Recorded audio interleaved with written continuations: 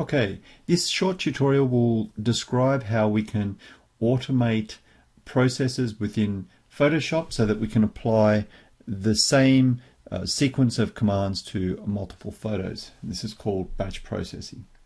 So in preparation, I've got a directory here with 4 photos. I'll get rid of one.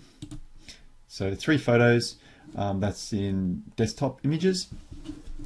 And I've got Photoshop already open. So what the idea is that we open one photo, we start a recorder and record the session in Photoshop, and we open one photo, modify it, save it and close it, finish the recording, and then play that recording back on a whole lot of other photos. It will make more sense as we go through it. So our first step is to go into Windows, Actions, and create a new action from scratch. So our action we'll call modcat.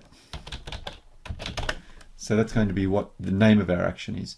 And we turn it on, and you can see the red button's gone. That means we're actually recording. So any options that we choose in the menus, Photoshop is going to record it, and we'll be able to play them back later. So what we're going to do is the first thing we need to do is open a file, of course. We'll open this one. It's just normal file open. We get our cat here. And what we want to do is apply a blur and then a black and white filter, and then save and close. So we've got the cat, we go filter, Gaussian blur, set it about 8 is good. That's good. And you can see here it's actually recording. So it's recorded our open, it's recorded our Gaussian blur. And now it's going to record our black and white, which we go, yeah, we like that. And we go, okay, that's fine, that's what I want. That's the effect I want. So I go, File, Save As, and we'll go to our desktop. We'll go to Images, and we'll change it to JPEG. And just to make sure it doesn't overwrite the original image, I'll go modded to the file name. I'll go save. And you get this dialog box, which you can just go OK. And then finally go File, Close. OK. No. Now, if we have a look at our actions now, we can see that it's recorded pretty much everything. So modcat contains an open, a Gaussian blur, an adjustment, a save, and a close. That's great. So at this point we can stop recording now because we have all the actions we need to modify all of the pictures.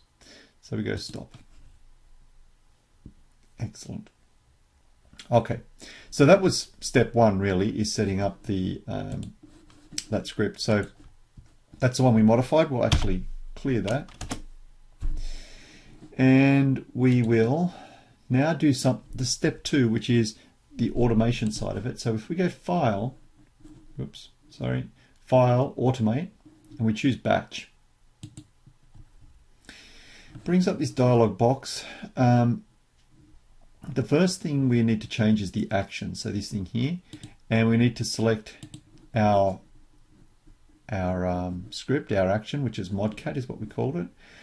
We need the source to be folder. I've already chosen it, but I'll go desktop images, which is good. So that's good. I need to override action open commands, and I need to suppress file open option dialog box. On the destination, this is where all of the changed pictures are going to go. Now you could choose a completely different directory. I've chosen to put them in the same directory, and I click on the override action save as. You need this clicked. Here I've put the document name. So this is what the output file name is going to be. It's a document name with a serial number and then the extension. This will make more sense once you see it run. Okay, so we've set up our batch to run. So now what we do is go OK, and you'll see the Photoshop now goes and starts opening a whole lot of photos, and what it's doing is opening them, modifying them, closing them for you automatically.